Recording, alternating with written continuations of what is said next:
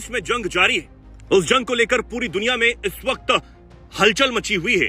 लेकिन इस बीच खबर यह आ रही है कि उत्तर कोरिया ने एक बैलिस्टिक मिसाइल दाग दी है और यह मिसाइल दागकर अपने पड़ोसियों को तो चौंकाया ही है, बल्कि पूरे क्षेत्र में तनाव फैला दिया है।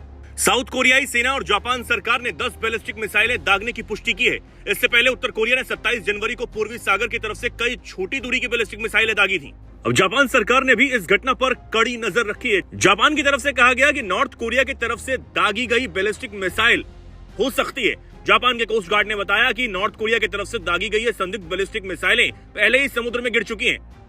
अब नॉर्थ कोरिया का ये ताजा परीक्षण ऐसे वक्त में हुआ है जब साउथ कोरिया और अमेरिका मिलकर अपना वार्षिक वसंत सैन्य अभ्यास फ्रीडम शील्ड कर रहे हैं। इससे पहले भी अमेरिका और साउथ कोरिया के इस एक्सरसाइज पर नॉर्थ कोरिया के तानाशाह किम जोंग उन की बहन ने नाराजगी व्यक्त की थी। नॉर्थ कोरिया अक्सर इन सैन्य अभ्यासों का विरोध करता है और इन्हें युद्ध की तैयारी भी मानता है। ऐसे में मिसाइल लॉन्च अमेरिका और साउथ कोरिया के युद्ध अभ्यास के जवाब में अपनी सैन्य ताकत दिखाने की एक कोशिश भी हो सकती है। हालांकि जापान इससे बहुत ज्यादा चिंतित है। हाल ही में नॉर्थ कोरिया ने अमेरिका से उसे परमाणु शक्ति संपन्न देश के रूप में मान्यता देने की मांग भी की थी। ये मांग 5 साल में पहली बार आयोजित सत्तारूढ़ वर्कर्स पार्टी की कांग्रेस के दौरान उठाई गई थी, जिसमें देश की सुरक्षा और परमाणु नीति पर भी चर्चा हुई थी। वहीं अब अल अरबिया रिपोर्ट की माने तो नॉर्थ कोरिया ने 1 या 2 नहीं बल्कि 10 मिसाइलें एक साथ दागी हैं। उत्तर और दक्षिण कोरिया के बीच तनाव फिलहाल नई बात नहीं है। दोनों देशों के बीच संबंध काफी लंबे समय से तल्ख बने हुए हैं। उत्तर कोरिया को चीन और रूस का करीबी माना जाता है, जबकि साउथ कोरिया अमेरिका का करीबी सहयोगी भी है।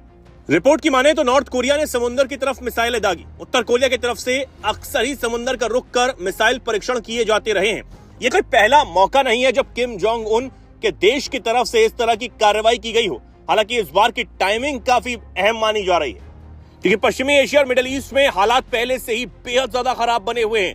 अमेरिका और इजराइल ने संयुक्त रूप से ईरान पर जो अटैक किया, उसके बाद से दुनिया भर में हलचल है।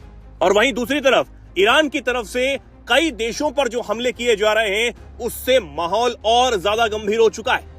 ऐसे में नॉर्थ कोरिया की तरफ से मिसाइलें दागने से एशिया के एक और जोन में हालात बेहद तनावपूर्ण होने की आशंका अब और ज्यादा बढ़ चुकी है। अब नॉर्थ कोरिया का यह कदम अपने आप में एक बड़ी बात है। यह अमेरिका को सीधी चुनौती भी मानी जा रही है। तो क्या अब एक और युद्ध छिड़ सकता है?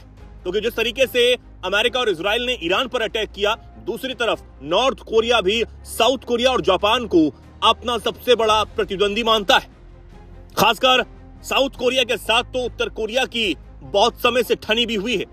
लेकिन अगर एक और तनाव दुनिया में बढ़ता है तो फिर दुनिया का रुख तेजी से अस्थिरता की तरफ हो